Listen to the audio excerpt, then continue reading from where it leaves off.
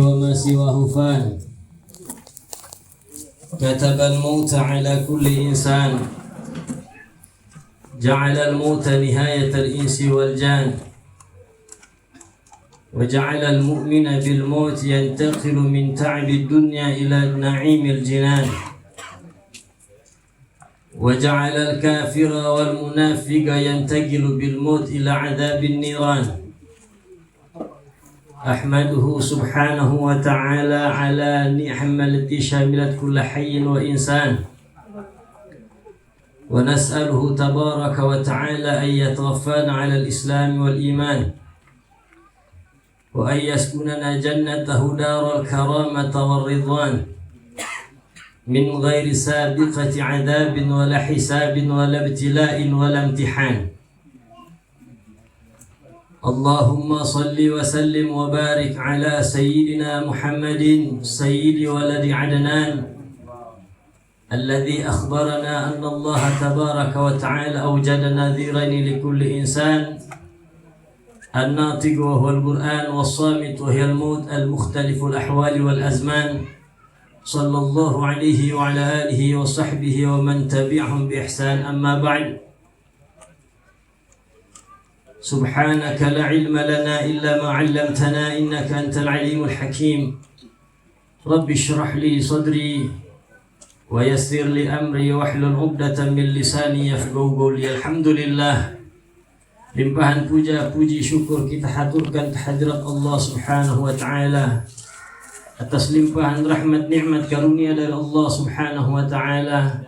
Bersama-sama kita hadir dapat melangkahkan kaki kita di majlis yang insya Allah mendapatkan hujanan rahmat dari Allah Subhanahu wa Ta'ala. Di suatu majlis yang insya Allah tidak dipisahkan kita dari sini, melainkan diampuni segala dosa-dosa kita dan dikabulkan segala hajat-hajat kita. Amin Allahumma amin. Amin.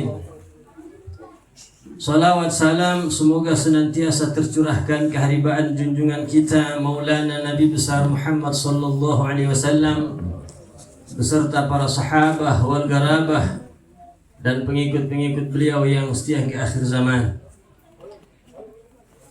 Pertama-tama yang kami muliakan para alim ulama, para asatidzah yang mungkin kami tidak bisa menyebutkan satu persatu nama beliau-beliau, namun tidak mengurangi rasa hormat kami, para imam masjid, para orang tua, hadirin hadirat jamaah ta'ziyah yang dirahmati Allah Subhanahu wa Ta'ala, wabil khusus sahibul bait, keluarga duka, keluarga yang sedang ditimpa musibah, dipanggil kekasih hatinya, orang yang paling dicinta, dipanggil menghadap Allah Subhanahu wa Ta'ala. Melalui tempat ini Al-Faqir mengungkapkan ungkapan bela sungkawa yang sedalam-dalamnya. A'zamallahu ajrakum wa ahsana azaakum wa ghafara limayyitakum.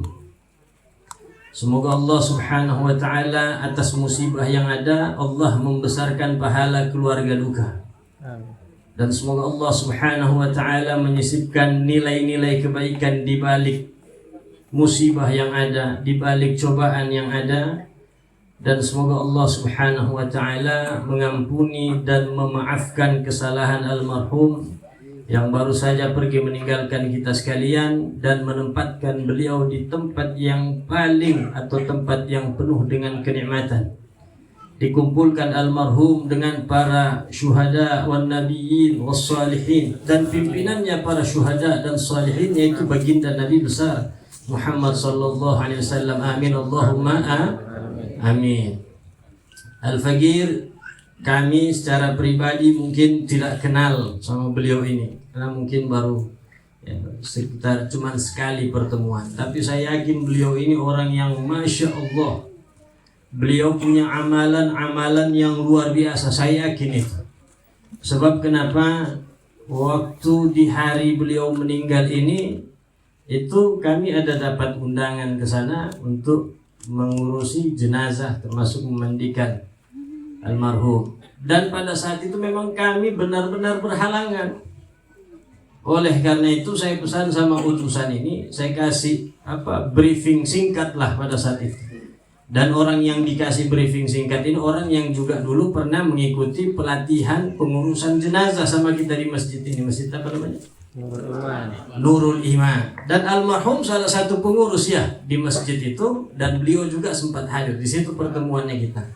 Nah, jadi waktu itu datang minta kesediaan, saya bilang walafu, saya minta maaf, tolong sampaikan sama Ustadz Wahid, sampaikan sama keluarga duka. Kami ini baru selesai acara, memang capeknya luar biasa. Bagaimana orang acara itu gitu orang capek, di samping itu memang ada halangan-halangan lain yang menyebabkan saya sebenarnya tidak bisa hadir. Maka saya buatlah briefing singkat, pelatihan singkat secara ringkas sudah alafu. Ente laksanakan, insya Allah ada apa-apa saya bilang telepon. Tapi begitu ini utusan pulang, saya itu merasa seakan-akan seperti terpanggil.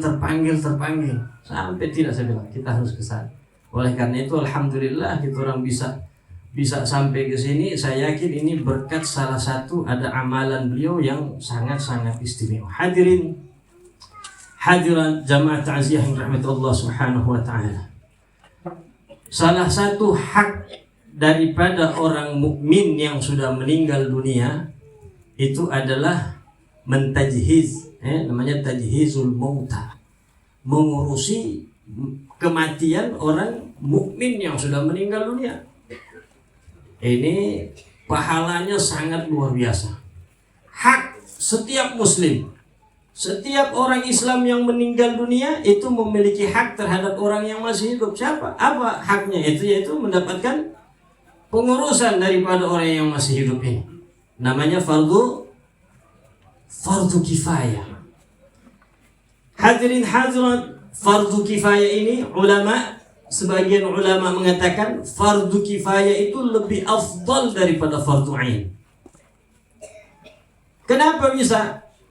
Kalau fardu ain, sebab fardu ain itu menggugurkan kewajiban apa? Kewajiban individu. Tapi kalau fardu kifayah itu menggugurkan kewajiban mayoritas orang yang ada di kampung itu. Kira-kira mana yang lebih afdal? Salat fardu, salat zuhur wajib, fardu ain. Setiap muslim wajib melaksanakan fardu daripada fardu ain. Saya salat, yang gugur kewajibannya siapa? Saya pribadi. Tapi kalau fardu kifayah itu yang digugurkan bukan cuma satu kewajiban orang muslim, tapi seluruh umat Islam itu gugur kewajiban. Sebab kalau tidak ada seorang pun yang menunaikannya, melaksanakannya, satu kampung itu akan mendapatkan dosa dari Allah Subhanahu wa taala. Sehingga ulama kebanyakan mengatakan bahwa fardu kifayah itu lebih afdal daripada fardu ain. Hadirin hadirat jamaah ta'ziyah yang dirahmati Allah Subhanahu wa taala. Syariat kita ini syariat yang sangat luar biasa. Agama kita ini agama yang sangat-sangat sempurna. Setiap aspek kehidupan itu diajarkan di dalam Islam. Dari mau tidur sampai tidur kembali itu ada aturan dalam Islam. Dari mau tidur ini ada sunnah-sunnah, ada adab-adab, ada anjuran-anjuran yang diajarkan oleh syariat. Bangun tidur ada sunnah, sampai mau tidur lagi ada sunnah. Dari potong kuku sampai potong leher diajarkan oleh syariat Islam. Dari potong kuku sampai potong leher. Waduh, keras ceramahnya Habib ini. Masa Islam ajarkan potong leher? Oh iya, Komio baru-baru korban kemarin. Potong sapi, potong kambing, bahkan yang hari-hari mungkin potong ayam. Di mana Komio potong? Di paha, di belakang, di leher. Ada ndak agama yang mengajarkan tarbiyah? Mengajarkan tata cara kaifiyah untuk melaksanakan penyembelihan? Tidak ada. Yang ada cuma agama Islam. Agama Islam ajarkan kalau mau potong hewan ada perkara-perkara yang wajib, ada perkara-perkara yang sunnah. Apa itu yang wajib? Wajibnya itu harus qata' hulqum wal mamarri, itu wajib. Kalau tidak putus ini tidak halal dagingnya. Ini Masya Allah hukum-hukum syariat, tapi banyak dari kita yang menyepelekan. Kita lihat itu kemarin Idul Adha. Orang potong sapi, potong dia masih hidup, dia potong lagi berulang kali. Ini haram. Haram. Dan kalau hukum, makanya dikatakan wajibnya dalam penyembelihan ini sedikit, nanti kita bahas masalah yang lain. Jadi ini kalau menyembelih hewan wajib yang putus dari leher itu hulkum sama memari. Apa itu? Saluran urat pernapasan sama saluran urat maka ini wajib putus. Kalau tidak putus dagingnya tidak halal, menjadi bangkai. Ini yang perlu kita ketahui, wajib diketahui. Kemudian ada yang sunnah. Apa itu sunnah? Memotong wadajain. Apa itu wadajain? 2 urat kecil di samping urat besar tadi. Urat besar itu hulkum sama memari. Saluran pernafasan, saluran makanan. Ini wajib putus. Di samping 2 itu ada namanya wadajain, 2 urat kecil. Itu sunnah putus. Hikmahnya apa? Supaya hewannya ini tidak lama matinya. Dan hewan itu tidak tersiksa. Kalau kita mengikuti syariat, hewan yang disembelih itu tidak akan merasakan sakit. Ya, sebab kenapa? Ketika kita sembelih dia tidak sakit, seperti seakan-akan pingsan dan tiba-tiba sudah tidak bernyawa, tidak ada idza, tidak ada penyiksaan di dalam penyembelihan. Ini Islam agama yang sangat indah, sangat luar biasa. Walaupun di situ sampai menumpahkan darah tapi tidak ada penyiksaan. Karena kenapa? Karena diatur oleh syariat. Potong kuku juga seperti itu. Potong kuku ada 2 kaifiyah. Kaifiyahnya Imam Ghazali sama kaifiyahnya Imam Nawawi. Yang ringkas, yang mudah, yang sering kita amalkan pakai kaifiyahnya Imam Ghazali. Dimulai dari telunjuk kanan, jari manis kanan, jari tengah kanan, jari manis kanan, kelingking kanan, pindah ke kelingking kiri, jari manis kiri, jari tengah kiri, telunjuk kiri, jempol kiri, lantas ditutup lagi dengan jempol kanan.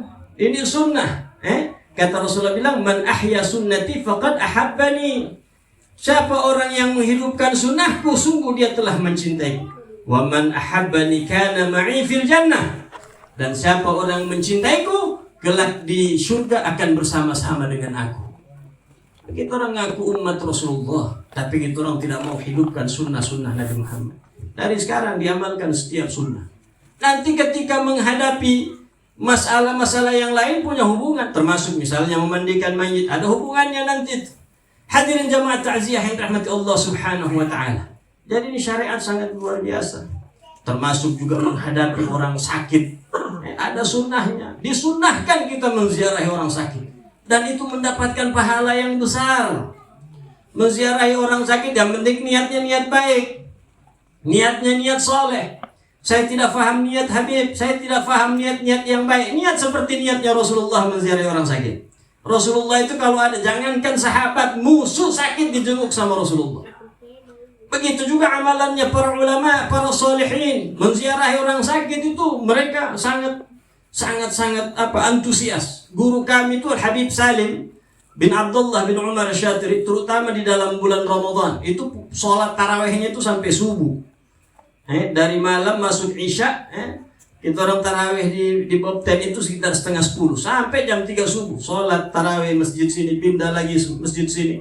Tarawih. Tapi kalau ada orang sakit, orang yang tahu sakit, beliau itu pergi ke rumah sakit, beliau jenguk, beliau besuk. Dan ini mendapatkan pahala yang besar. Ada sunnah, ada adab dalam menziarahi orang sakit. Jangan cuma datang lihat, tapi didoakan as'alullah al-azim, as'alullah al-azim, rabbul arsyil azim ayyashfi. Ini doa yang diajarkan Rasulullah. Kalau menghadapi orang sakit, doa as'alullah al-azim, aku mohon kepada Allah yang Maha Agung, rabbul arsyil azim, Tuhan pemilik arsy yang agung, ayyashfik, semoga Allah menyembuhkan engkau. Dibaca 7 kali. Tenangkan dia, berikan dia harapan. Kalau misalnya memang ada harapan sembuh, kasih dia kesabaran. Kalau misalnya tidak ada tanda-tanda sembuh, kelihatan ada tanda-tanda kematian, buat dia sabar, suruh banyak beristighfar, mohon ampun sama Allah, besarkan hatinya dengan apa? Dengan rahmat Allah Subhanahu wa taala. Terus jangan lama-lama. Sunnah menziarahi orang sakit itu jangan lama, datang lihat, doa, kasih hibur sedikit, pulang. Jangan duduk lama-lama. Ini adab. Rasulullah ajarkan seperti itu. Kita orang tidak, kadang datang duduk di situ lama-lama ngerumpi sama orang sakit. Sudah begitu makanannya orang sakit dia makan semuanya. Sudah tidak bawa makanan, dia makan lagi makan. Harusnya gitu orang yang bawa. Tahabu kata Rasulullah bilang, saling memberilah kalian, karena saling memberi itu akan menimbulkan cinta kasih. Bukan datang makan, bercerita, bakongko-kongko, ngurumpi sana, ngurumpi sini. Kenapa syariat mensyariatkan agama, mensyariatkan menziarahi orang sakit itu jangan lama-lama? Karena orang sakit itu sedang tidak sehat, tidak baik-baik saja. Mungkin fisiknya tidak nyaman, mungkin ada aroma-aroma yang tidak sedap, ada yang keluar dari kubul maupun duburnya. Kan kita orang ada di situ, dia kalau bisa dia bicara, pulang saja komio. Apa lama-lama? Cuman kasihan dia jaga juga. Ini semua adab-adab yang diajarkan oleh syariat, oleh agama kita. Menghadapi orang sakit, menghadapi orang istihdar. Istihdar, tahu istihdar? Istihdar itu orang yang nazak, sakaratul maut. Orang istihdar itu dibilang man hadara lahul maut wa lam yamut, itu istihdar. Orang yang sudah datang kematian sama dia tapi belum mati. Paham? Artinya dalam keadaan sudah detik-detik kematian, menghadapi orang sakaratul maut, diajarkan oleh syariat. Kalau bisa jangan ada keluarganya yang membuka aurat. Ini penting sekali. Kita orang kadang ada orang sakit di dalam rumah, anaknya pakai celana pendek keluar masuk ke sana kemari. Kalau bisa tidak ada gambar-gambar khali'ah di dalam rumah, tidak ada gambar-gambar yang tidak menutup aurat perempuan, atau foto kawinnya, foto anaknya di situ, tidak pakai jilbab, pakai baju satu tali. Ini dikeluarkan semuanya, diturunkan, simpan, bungkus, kasih masuk dalam lemari. Supaya apa? Supaya kita harapkan yang masuk ke dalam rumah itu malaikat rahmat. Ini kalau ada orang yang di dalam rumah tidak menutup aurat, pasti tidak akan masuk malaikat rahmat. Bukan malaikat yang tidak masuk, malaikat pasti masuk. Malaikat masuk, malaikat pencabut nyawa pasti. Apalagi kalau wali'adzubillah yang masuk malaikat azab. Yang jelas, yang pasti malaikat rahmat tidak akan masuk ke dalam satu rumah jika di dalam rumah itu ada orang atau ada gambar yang mempertontonkan aurat. Itu syariat ajarkan. Menghadapi nazak sakaratul maut, lihat, suruh anak-anaknya, istrinya, ayo pakai kerudung semuanya, jangan ada yang membuka aurat. Terus bagaimana caranya? Ini orang sudah sakaratul maut, ditalqin, dituntun, dibimbing untuk mengucapkan kalimat tauhid. Kenapa? Karena orang nazak ini dalam keadaan yang sangat berat. Jadi kalau memang dia butuh dituntun, alhamdulillah ada sebagian orang yang mudah. Bukan berarti orang yang berat mengucapkan itu orang yang bejat, orang yang jahat, atau orang yang ahli maksiat. Enggak. Jadi jangan kita ukur patokan orang itu baik atau tidak dengan akhir hayatnya. Jadi kita orang bersuudzon sama orang. Ini ada orang matinya kok sakit betul, menangis. Oh, pandosa ini. Siapa komio? Belum tentu. Mungkin saja Allah ingin membalas dia punya kesalahan-kesalahan yang dulu. Ini orang-orang saleh, orang baik. Kalau ada kita orang lihat orang rajin di masjid, sholat di masjid 5 waktu, muamalahnya sama orang baik, tiba-tiba matinya susah, matinya sakit, menangis.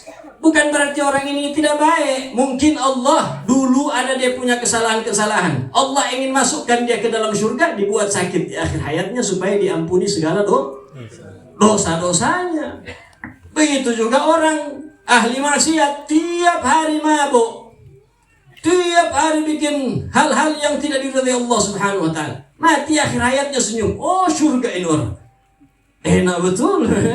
Belum tentu. Mungkin ada dia punya kebaikan yang memang Allah mau balas. Habis itu kok diojo-ojo di sana. Kasih selesai memang, dibalas memang, dikasih senang, baru diadab. Jadi tidak mesti. Itu serahkan urusannya sama Allah. Kita orang tidak boleh insya Allah semua orang min ahlil khair. Kita orang tuntun dengan kalimat la ilaha illallah. Cuman la ilaha illallah, tidak disunnahkan yang lain. Dia usah bilang, ayo ngomong, ayo ngucap. Ada orang Jawa biasa bilang, mas, ngucap. Akhirnya suaminya bilang, ngucap. Jangan, tidak usah bilang, ayo, tidak usah. Akhirnya dia bilang nanti, ayo. Karena orang dalam keadaan nazar ini berat. Apa yang kamu bilang, itu bisa dia ikut.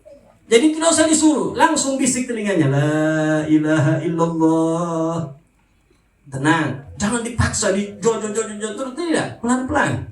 Dan orang yang mentalkin ini dianjurkan bukan dari kalangan ahli waris, bukan anaknya, bukan istrinya, bukan suaminya. Apalagi kalau ibu-ibu yang mau mati, suaminya yang talkin, la ilah, oh mau kawin memang dia tidak, saya tidak mau bilang. Akhirnya dia mau saya mati supaya dia mau kawin lagi, tidak.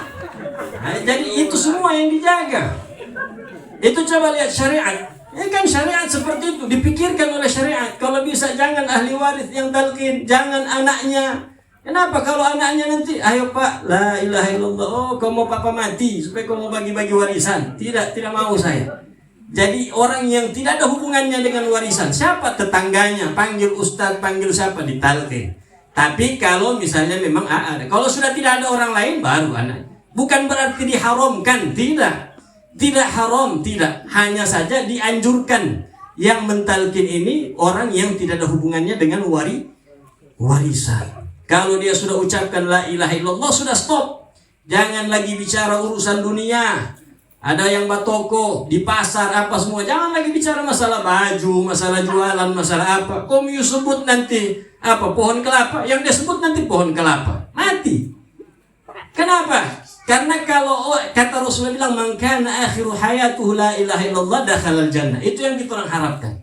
Siapa orang yang akhir hayatnya mengucapkan la ilaha illallah akan dimasukkan ke dalam surganya Allah subhanahu wa ta'ala. Jadi kalau kita orang mau itu yang dia ucapkan kalimat terakhirnya la ilaha illallah.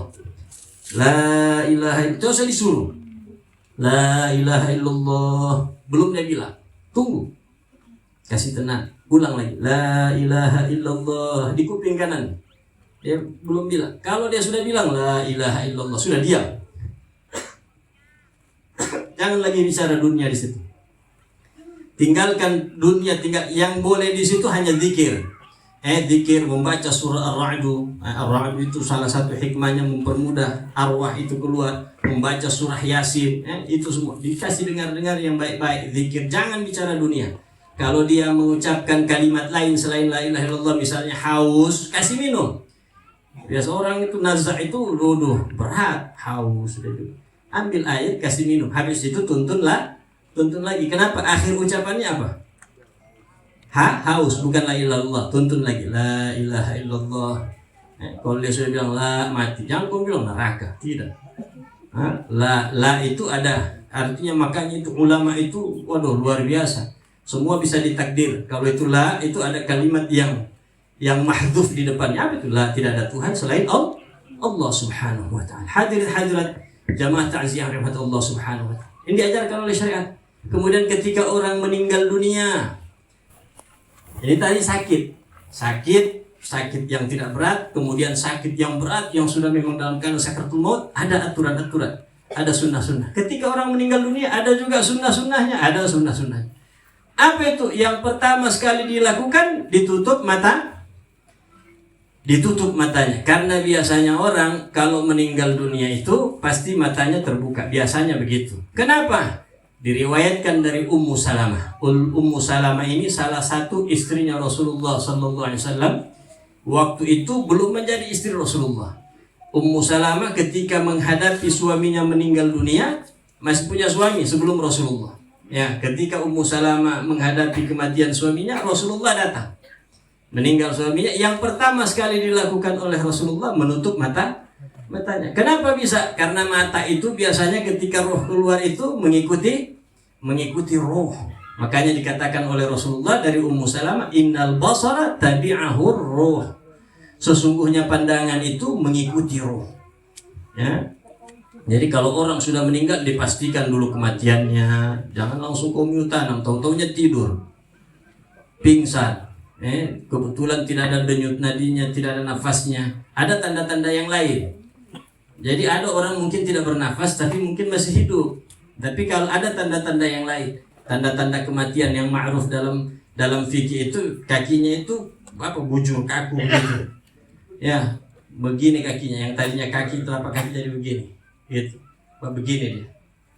Ya, itu. Kenapa? Karena roh pertama kali dicabut itu dari situ. Jadi dia membujur begitu. Kemudian melul anf, hidungnya itu sedikit, bukan miring sekali, sedikit Ya, artinya yang awal itu dilihat sudah tidak bernafas, tidak ada denyut nadi, tidak ada detak jantung. Lihat kakinya, lihat hidungnya, oh ini sudah mati, tutup matanya, pejamkan. Kalau tidak mau terpejamkan bagaimana? Ada doa diajarkan sama ulama kita. Ya basaru la tutbi'ur ruh. Wahai pandangan mata, jangan kau ikuti ruh. Pejamkan, insya Allah terpejam. Insya Allah dia akan tertutup. Kemudian setelah itu dilenturkan persendiannya. Ini banyak orang yang tinggalkan. Hadirin jamaah ta'ziah rahmatullah subhanahu wa ta'ala. Sekarang ini melenturkan persendian itu hampir semua tidak ada orang yang kerjakan. Oleh karena itu komyu dengar malam ini. Besok-besok ada keluarga antum, ada tetangganya komyu yang meninggal dunia. Kalau bisa komyu terlibat. Niatkan untuk apa? Khidmat li umat Rasulullah sallallahu alaihi wasallam. Saya bukan amil habib, saya bukan orang yang biasa memandikan mayit, walaupun tidak. Apa yang bisa kita orang lakukan untuk umat Rasulullah, sekecil apapun, walaupun cuma ini, kita sudah tahu, kita sudah dengarkan, amalkan, pakai. Niatkan untuk apa? Untuk membantu umat Rasulullah. Siapa orang yang membantu umat Rasulullah nanti di hari kiamat akan dibantu oleh Rasulullah sallallahu alaihi wasallam. Mau tidak kita mendapatkan bantuan dari Nabi Muhammad? Bantu umat Nabi Muhammad, termasuk di dalam masalah ini. Jadi saya ulang, yang pertama sekali menghadapi orang mati seharusnya tutup matanya lalu lenturkan persendiannya. Bukan langsung dibaca-baca, itu dari awal. Harusnya baca-baca surah Ar-Ra'd, surah Yasin itu dari awal. Ketika meninggal dunia sambil dibaca tidak apa-apa. Lenturkan semua persendiannya, lehernya, tangannya, jari-jarinya. Jari itu dari sini ke sini. Nah, nanti saya kasih tahu hikmahnya apa. Jari bergerak, semua persendiannya, siku, ketiak, kasih begini, lehernya miringkan sedikit, kiri ke kanan, dudukkan sedikit saja, jangan dipaksa. Kakinya juga seperti itu. Hikmahnya apa? Hikmahnya supaya mayat ini tidak kaku ketika dimandikan. Sebab kalau sudah kaku di dalam memandikan jenazah itu sudah susah sekali. Terus kalau sudah kaku bagaimana? Ya tetap sebisanya dilenturkan. Hadirin jamaah ta'ziah rahmatullah subhanahu wa ta'ala. Dilenturkan persendiannya supaya ketika dimudahkan itu dimandikan itu mudah, tidak susah, lenturkan. Dan ini sebaiknya minimal 2 kali. Kalau dia bermalam, kalau dia tidak bermalam sekali. Matinya jam 8 pagi. Itu orang langsung lenturkan, sore dimakamkan ya sudah boleh, 1 kali boleh. Tapi kalau bermalam minimal 2 kali per 4 jam. Lebih dari itu lebih bagus. Supaya apa? Jangan malam, misalnya matinya sore, mau dimakamkan besok pagi. Dari jam 4 mati, jam 5 kita lenturkan, jam 9 lenturkan lagi. Per 4 jam. Pagi sebelum ini dilenturkan lagi. Supaya itu antum bisa rasakan itu. Kalau kita yang tidak ini, kalau kita orang amalkan itu, insya Allah ketika dimandikan itu seperti orang yang tidur. Tangannya antum bolak-balikkan itu ringan, semuanya lemas. Ini hadirin jamaah ta'ziah rahmatullah subhanahu wa ta'ala. Kemudian setelah itu baru diikat. Apanya diikat? Dagunya diikat. Ini haknya semua orang muslim. Diikat dagunya. Kita orang yang urus, orang yang hidup. Diikat jempolnya, dilepaskan pakaiannya, ditutup dengan kain yang ringan. Kain dikatakan di dalam kitab-kitab fikih itu kain yang khafif. Bukan kain yang tebal, bukan kain yang berat. Ada juga orang bed cover ditaruh. Panas itu terkelupas, mayat itu pasti terkelupas. Kalau panas dia terkelupas, seperti ganti kulit itu, hancur-hancur kulit. Makanya dikasih kain yang ringan, baru dilepas pakaiannya. Melepaskan pakaian itu tidak dibuka, tapi di dalam keadaan mayat tertutup. Ini amalannya para ulama. Jadi di Hadramaut itu, di Tarim itu dulu karena dikatakan oleh di dalam kitabnya Al-Qaulul Mubin fi Tajhizil Mautan Muslimin itu, karyanya Syekh Salim Bukair itu, bagaimana dia katakan itu dulu amalan untuk memandikan jenazah ini adalah amalannya para ulama, para solihin min akabiril ulama, bahkan dikatakan amalannya para pembesar min ahli ilmi, orang-orang yang alim. Itu mereka lakukan itu untuk apa? Taqarruban ilallah, untuk mendekatkan diri sama Allah, bukan li ajli dunya. Itu mereka lakukan, itu mereka amalkan seperti itu. Sekarang begitu banyak orang yang tinggal. Jadi tata caranya orang di sana itu, subhanallah, tidak ada satu pun sunnah yang ditinggalkan. Kalau kita orang ini gampang, ya kan, banyak menggampangkan. Ya, udah mati juga mau dihafal lagi. Padahal ada sunnah-sunnah, ada larangan-larangan. Tidak boleh membuka mayit. Mayit itu orang itu dari awal kematian ditutup, dari ujung kepalanya sampai ujung kakinya ditutup. Tidak boleh dibuka-buka. Memandang mayit selain auratnya hukumnya makruh.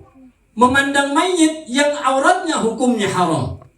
Menyentuhnya juga seperti itu. Menyentuh mayit secara langsung selain aurat hukumnya makruh.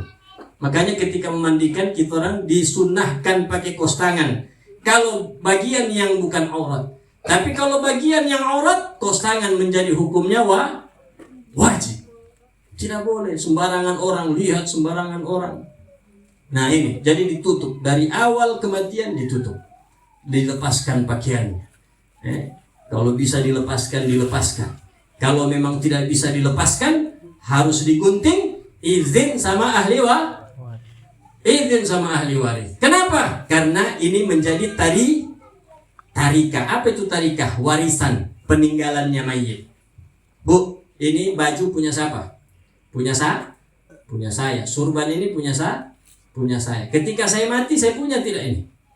Bukan. Punya siapa? Ahli waris saya. Bapak saya, ibu saya, istri saya, anak-anak saya. Mereka pemiliknya ini. Kalau kita langsung mau gunting, zalim tidak? Zalim, merusak haknya orang. Izin kumpulkan semua ahli warisnya. Jadi ini syariat itu tidak pernah main-main sama haknya orang. Tidak boleh ngambil haknya orang sembarangan, itu tidak boleh. Begitu juga haknya mayit. Haknya mayit tidak boleh kita orang ambil. Ya. Ini haknya ahli waris. Sampaikan, kumpul ahli warisnya. Ini bajunya sudah tidak bisa dibuka karena bengkak, karena apa? Harus digunting. Ahli waris semuanya ridho, izinkan, baru gunting. Gunting dari sini ke sini supaya gampang. Tapi kalau ada ahli waris yang masih kecil belum balik itu dan memang harus digunting, maka guntingnya itu dijahitan. Supaya apa? Supaya bisa dijahit lagi untuk dijadikan at-tarikah. Dijadikan peninggalannya si mayit, dan itu haknya mereka. Hadirin jamaah ta'ziah rahmatullah subhanahu wa ta'ala, dilepaskan sambil ditutup, lantas ditaruh sedikit pemberat di perutnya. Ini kalau mau disemayamkan. Tapi kalau sudah berbicara bakal dimandikan, maka yang sunnah setelah itu adalah mualah, bersambung. Setelah dimandikan langsung dikafankan, setelah dikafankan langsung dikuburkan. Tidak boleh ditunda-tunda lagi. Makanya kalau mau nunggu ahli waris, mau nunggu keluarga dan lain-lain, sebelum dimandikan, boleh ditunggu. Tapi kalau sudah dimandikan tidak boleh ditunggu lagi. Hadirin, ini setelah itu dilepaskan pakaiannya semuanya, lantas disemayamkan. Kalau memang masih mau disemayamkan, kita orang ngaji-ngaji apa semua segala macam. Ditutup dagunya supaya apa? Supaya tidak masuk angin. Kalau masuk angin itu perutnya mayit nanti akan besar, menggelembung, susah nanti dibersihkan. Ya, atau juga bisa masuk hasyarat, binatang-binatang, masuk apa, kecoa apa dan lain-lain, itu bisa saja. Makanya itu semua syariat itu ada hikmahnya. Kemudian setelah itu baru dimandikan. Ini juga cara memandikan mayit yang ada di kita ini banyak sekali yang keliru. Memandikan mayit itu seperti apa? Cara yang diajarkan oleh Rasulullah, yang diajarkan oleh guru-guru kita. Ini guru kami itu maksudnya begini. Ilmu yang kami sampaikan ini insya Allah ilmu yang bersanad. Maksudnya bersanad bagaimana? Saya ambil dari guru saya. Guru saya ke gurunya, gurunya ke gurunya, gurunya ke gurunya, sampai ke Imam Ali Zainal Abidin Ibni Husain bin Ali bin Abi Thalib. Sayyidina Ali bin Abi Thalib ambil ilmu ini dari Rasulullah SAW. Tata cara yang saya sampaikan ini tata cara yang diajarkan Rasulullah kepada Sayyidina Ali, dan Rasulullah dimandikan seperti tata cara seperti ini. Bagaimana itu? Dibungkus semuanya. Kalau memang mau diganti.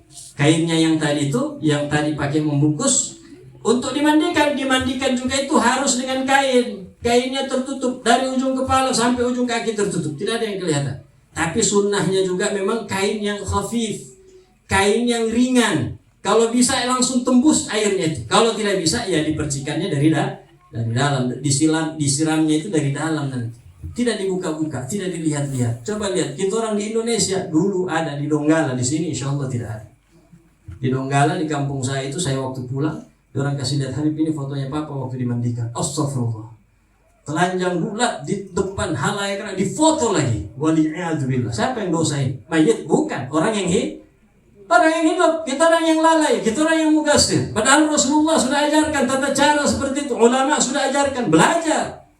Jangan cuma dengar sana, dengar sini. Oh, saya dengar dari ini, dengar akhirnya pakai adat, pakai budaya. Ini susah. Banyak sekali budaya-budaya itu yang menyalahi hukum syariat.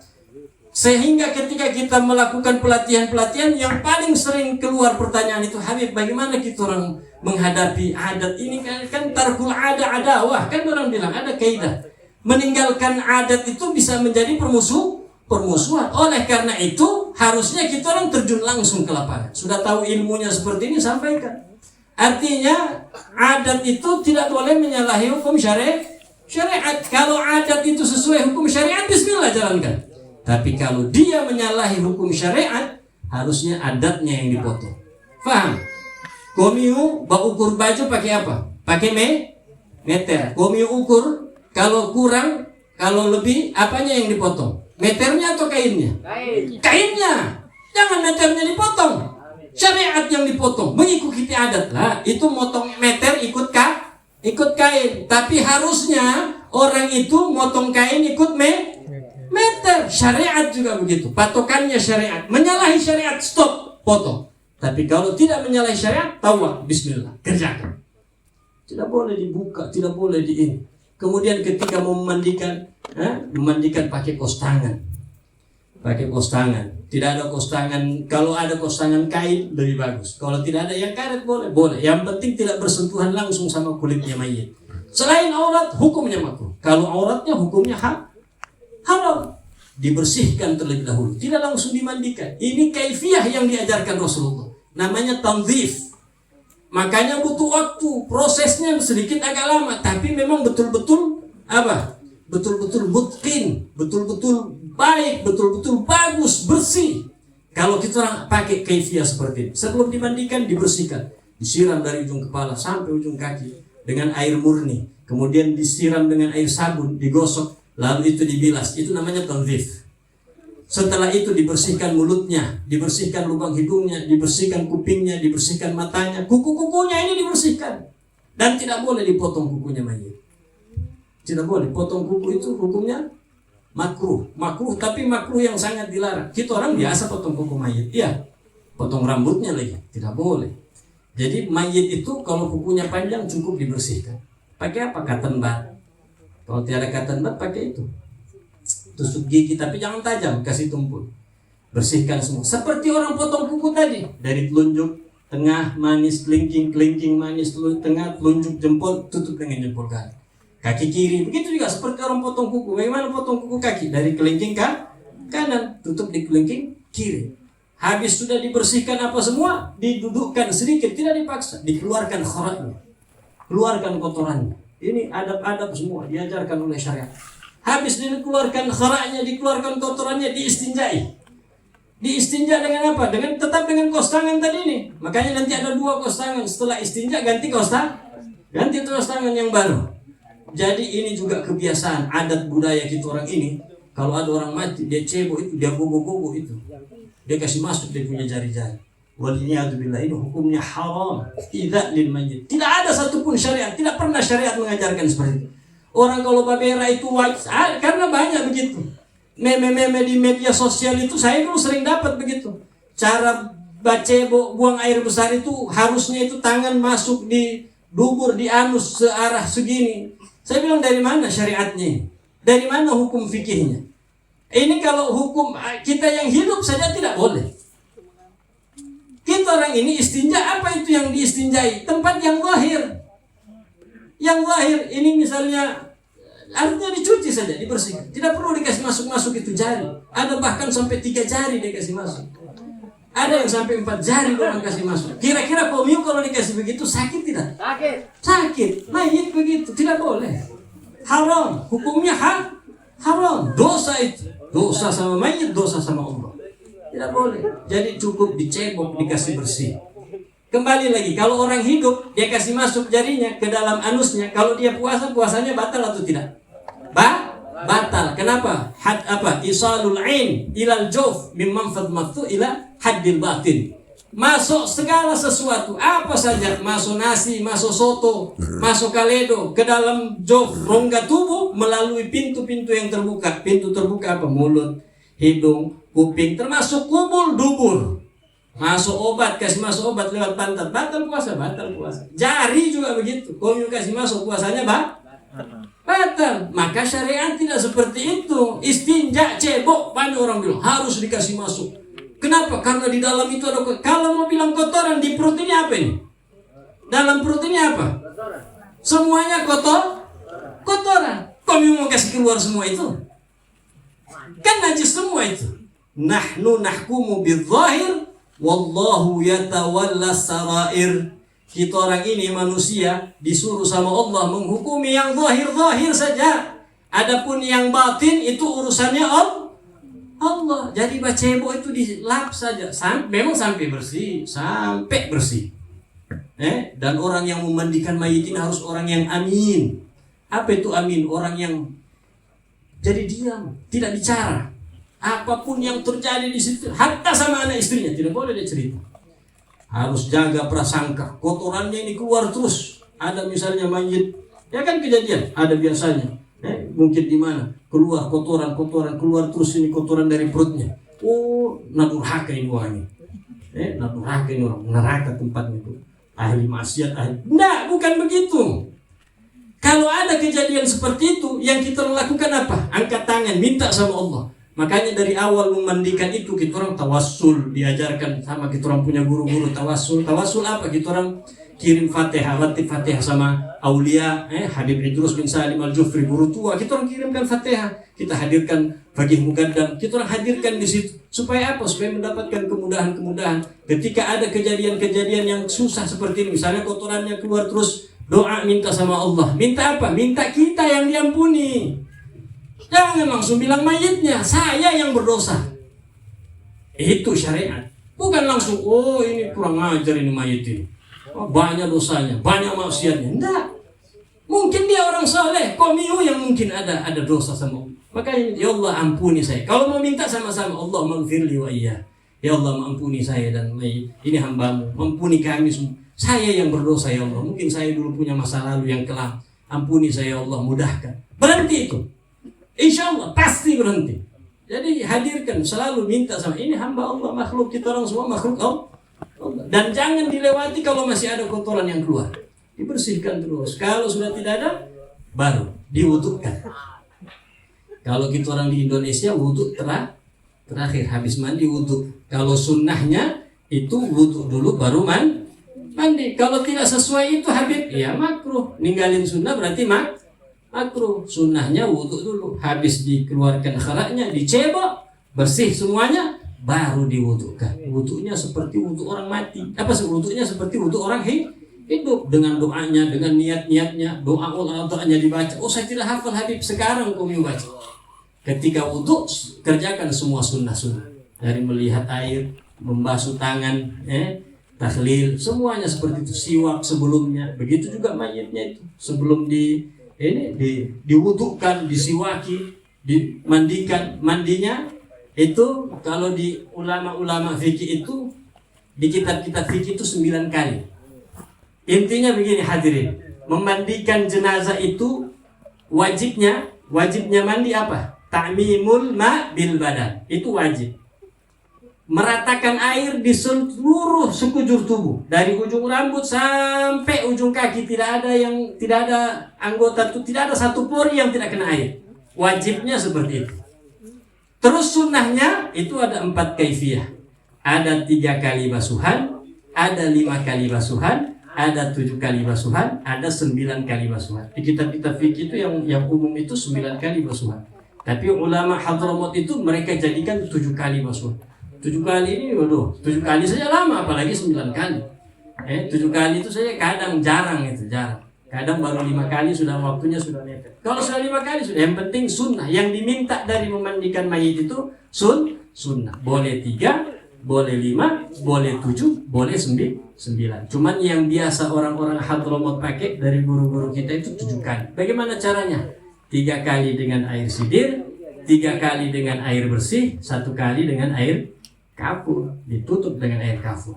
Kenapa mesti pakai sidir? Karena Rasulullah dimandikan dengan air sidir.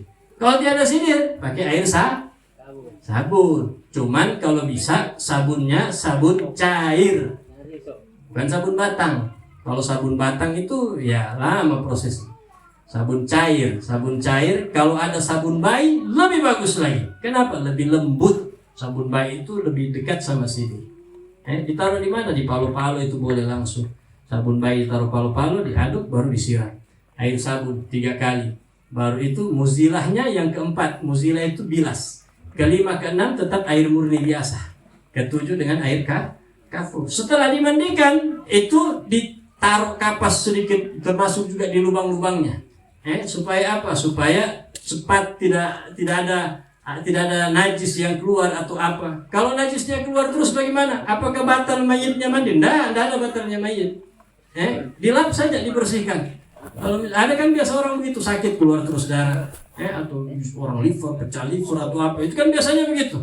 Kalau sudah dimandikan ditutup. Kalau darahnya keluar terus, yang luka misalnya disumpal pakai daun sidir, itu bisa. Daun sidir tapi yang serbuk. Kalau tiada kopi boleh. Kopi baru taruh kapas, atau jangan cuma kapas toh. Kalau kapas itu kena airnya pasti mengecil. Nah setelah itu langsung diganti kainnya yang basah tadi dengan kalau ada kain ihram. Kalau tidak ada kain ihram jangan dipaksakan, kain biasa. Untuk apa? Untuk mengeringkan, seperti tansyif, jadi handuk, keringkan apa semua segala macam, dan itu mualat terus. Cambung langsung di kafankan. Kafannya sudah siap sebelumnya. Kafannya sudah siap. Bagaimana mengkafankan? Kafannya orang muslim laki-laki itu salah faiz.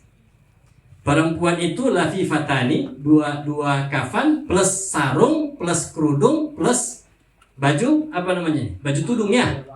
Nah itu haknya orang Islam.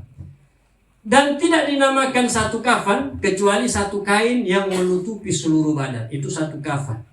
Nah sekarang persoalannya di Indonesia, bukan cuma di Palu, di Indonesia, komio di mana saja, mau di Jakarta, mau di Surabaya, mau di mana, setiap kafan rata-ratanya lebarnya 90 cm. 90 cm itu biar saya ini yang kecil begini tidak tertutup. Apalagi kalau orang gede, tidak bakalan tertutup. Terus solusinya bagaimana? Biasanya orang kita, ini adat yang sebenarnya kalau gugur kewajiban, gugur sih. Karena wajibnya mengkafan itu satu kain yang menutupi seluruh badan. Tapi ada kezaliman di situ. Haknya mayit itu mendapatkan 3 kafan. Kalau cuma 1 kafan dilapis, biasanya kan orang sini begitu.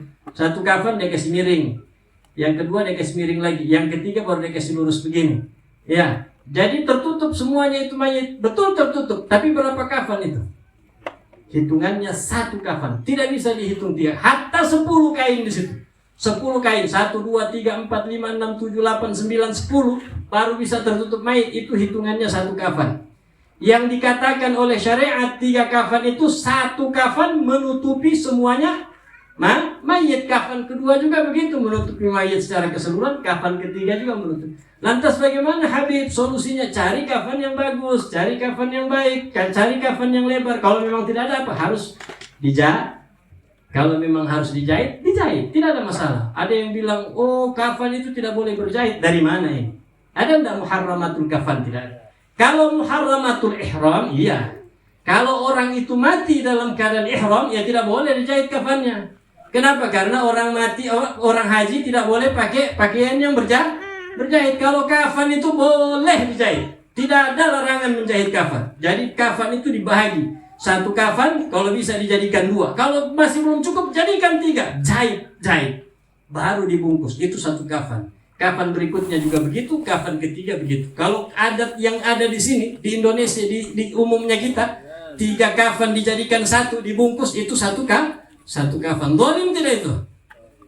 Zalim, ngerampas haknya mayit. Haknya mayit itu harusnya mendapatkan 3 kafan. Hadirin jamaah sekalian Allah Subhanahu. Begitu banyak lagi sunnah. Ini kalau kita mau bahas, ini pun saya ringkas. Saya singkat. Saya cuma ambil yang poin-poin. Oleh karena itu, disinilah pentingnya kita belajar.